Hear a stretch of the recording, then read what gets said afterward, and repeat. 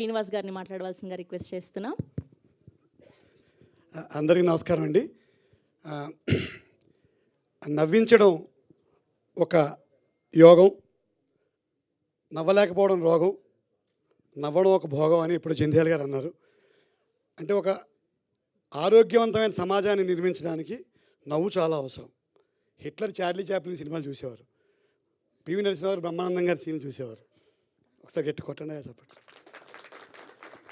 హాస్యం ద్వారా ఆరోగ్యకరమైన సమాజాన్ని నిర్మించిన డాక్టర్ బ్రహ్మానందం గారికి అందరం కూడా ధన్యవాదాలు తెలియజేసుకుంటూ ఈ కార్యక్రమాన్ని ప్రారంభించుద్దాం.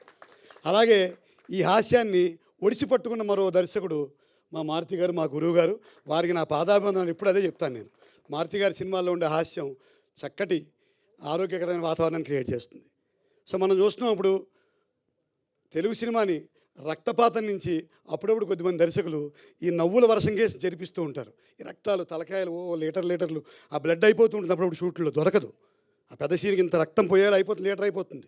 ఈ రక్తాల నుంచి నవ్వుల వర్షం కేసు తీసుకొస్తున్న ఈ దర్శకులందరికీ కూడా మనం ఖచ్చితంగా రుణపడి ఉండాలి. ఓ చిన్న కంటెంటు, చిన్న సినిమా, చిన్న హాస్యం. మన మనిషికి కావాల్సింది అదే కదా. లేకపోతే కొత్త కొత్త ఆయుధాలు తలకాయలు తీసేయడాలు మంచివే, కానీ ఈ హాస్యం కూడా అవసరం. సమాజాన్ని ఒక మంచి ఆరోగ్యకరమైన మార్గమే మళ్ళిస్తుందని నమ్ముతున్నాను.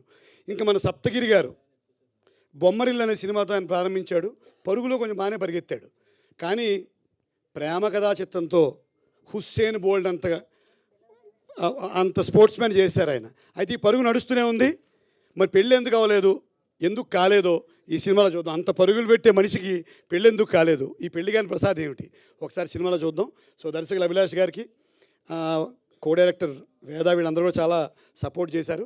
ఈ సినిమాలో నేను ఒక చిత్రమైన వేషం వేశాను. హీరోయిన్ ఫాదరే, కానీ ఎప్పుడు ఇచ్చే ఎంగేజ్మెంట్లు ఈ పూలు పళ్ళు మార్చేసుకుని పంపించేస్తూ ఉంటారు ఇంటికి.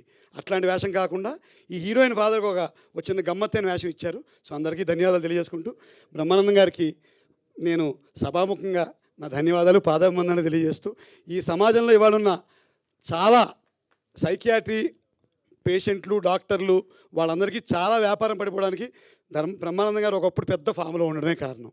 ఆయన హాస్యం ద్వారా ఎన్నో మానసిక రుగ్మతలు పోయాయి, అందులో అనుమానమే లేదు. ఇంకా మా మారుతి గారి హాస్యం అయితే మీ అందరికీ తెలుసు. సో హాస్యం అనేది ఎప్పుడు కూడా అది నవనవోన్మేషంగానే ఉంటుంది. సో ఇటువంటి హాస్య చిత్రాన్ని నిర్మించిన అభిలాష్ రెడ్డికి, హర్షిత్ గారికి, మా ఎస్కేఎన్ గారు, మా ప్రొడ్యూసర్ గారు నాకు చాలా సినిమాలు ఇచ్చారు. వారికి కూడా ధన్యవాదాలు తెలియజేసుకుంటూ మీ అందరి దగ్గర సెలవు తీసుకుంటున్నాను. Thank you very much. Thank you Srinivas గారు, థ్యాంక్ యూ సో మచ్ అండి. ఇప్పుడు